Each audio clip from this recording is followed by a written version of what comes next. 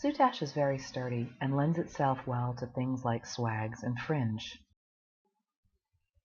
For the blossom pendant, begin your swag by preparing a new thread, and vary the knot by sewing through one of the size 8 seed beads, the outer stack, and the size 11 edge beading at the location that you desire your swag to begin.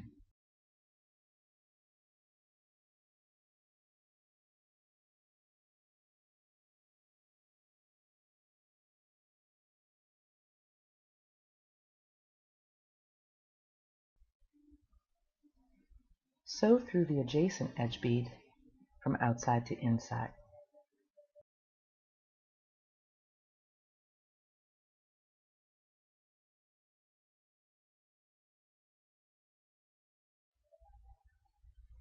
Pick up the desired pattern of beads.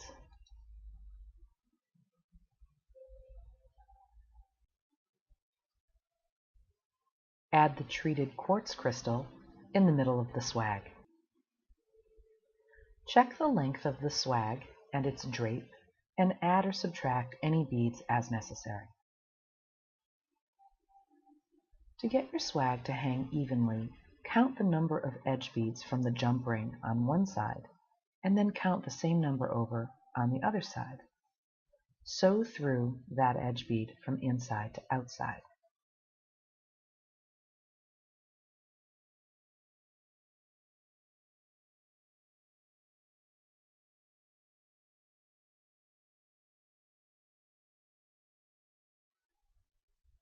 Sew through an adjacent edge bead from outside to inside and the outer stack.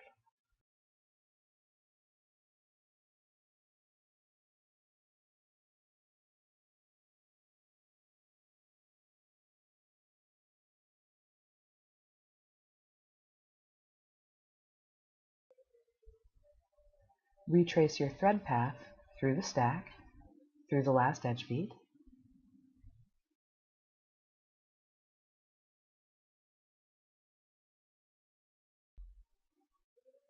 through the adjacent edge bead,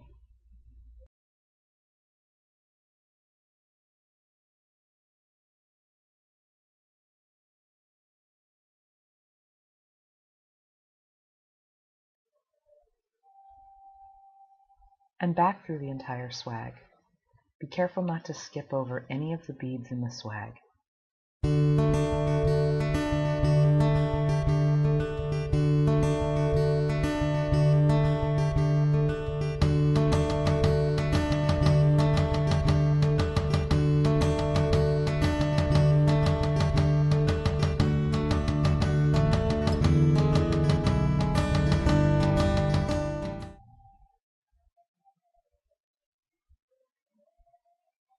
After sewing through the edge beading, sew through an adjacent edge bead.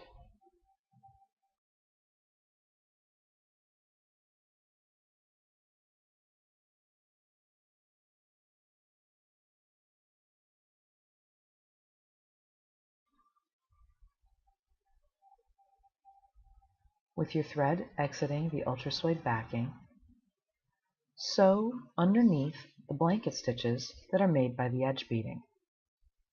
You may want a surface dive here, which means going under a few stitches and then kind of coming up for air and then going back down underneath a few stitches.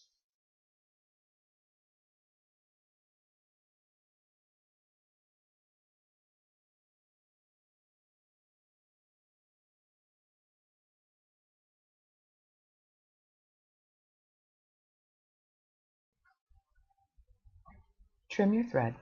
No need to make a knot.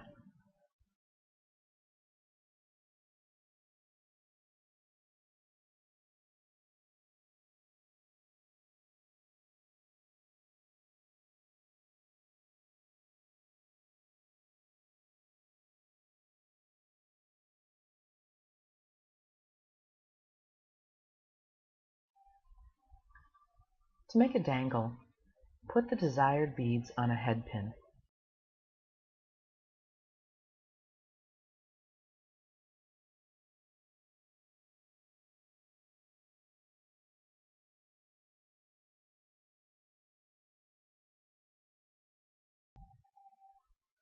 To make centered loops, I like these 6-step looping pliers. Each barrel is perfectly cylindrical and consistent. Put your head pin into the flat portion of the pliers and press the beads down to make a 90-degree angle. Use flush cutters to trim your head pin. The other thing I like about these particular looping pliers is that the flat portion of the jaws are exactly the right width to leave enough head pin to make a centered loop. Place the very end of the head pin in the jaws of the looping pliers so that the desired cylinder size is on top. Hold the beads firmly and turn the looping pliers toward yourself in one smooth motion. It takes some practice to get consistent centered loops, and you may find yourself making small adjustments to the loop.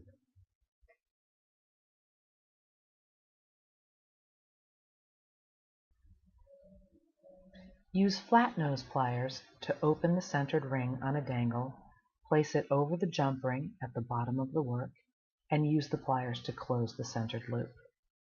Repeat for the other 3 jump rings.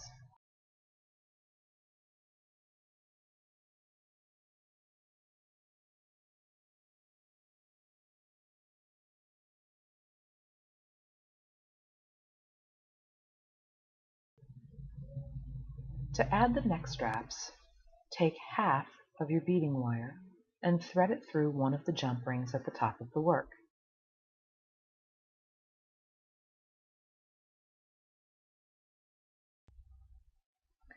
Thread a crimp tube onto the short end of the beading wire.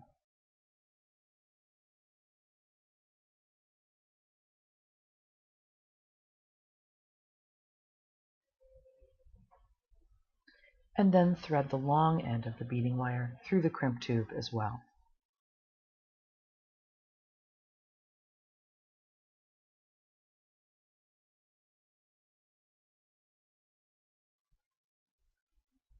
Adjust the location of the crimp tube so that it's close to the jump ring, and then mash the crimp tube with the first jaw of your crimping pliers. Press the crimp tube again with the second jaw opening of the crimping pliers.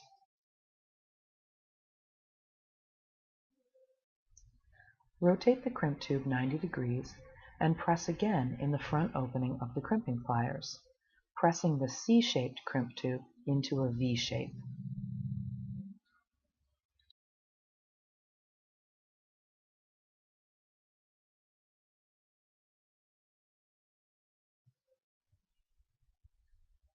Trim off most of the short end, leaving a small amount to fit into the first beads of your neck strand.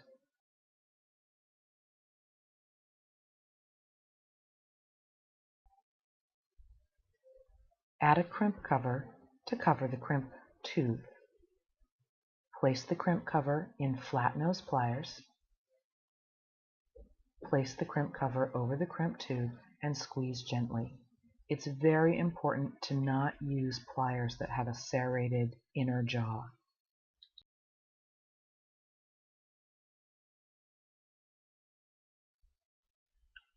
String on remaining beads in whatever pattern you like.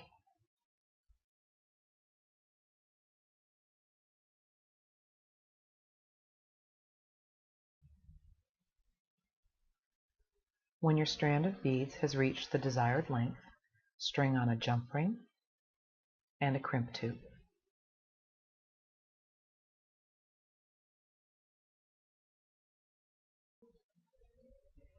Thread the beading wire over the jump ring and through the crimp tube and the first few beads in the strand.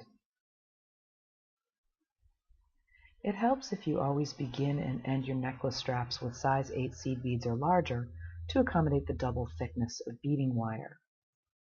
Use the same crimping technique as before and add a crimp cover. Trim the excess bead wire close to the beads. To make a bead chain link, put one bead on a head pin.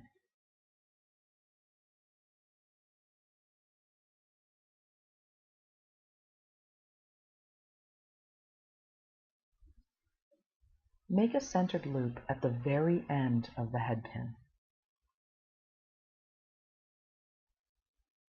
Slide the bead down to the centered loop, trim the excess head pin, bending the centered loop at a 90-degree angle, and make a second centered loop. This makes a link. Use your flat nose pliers to open and close your bead link, to attach it to the strands, and to attach it to the toggle ends. I hope you enjoyed making your blossom pendant for anew and working with soutache. Thank you so much for taking an Amy Runs with Scissors class.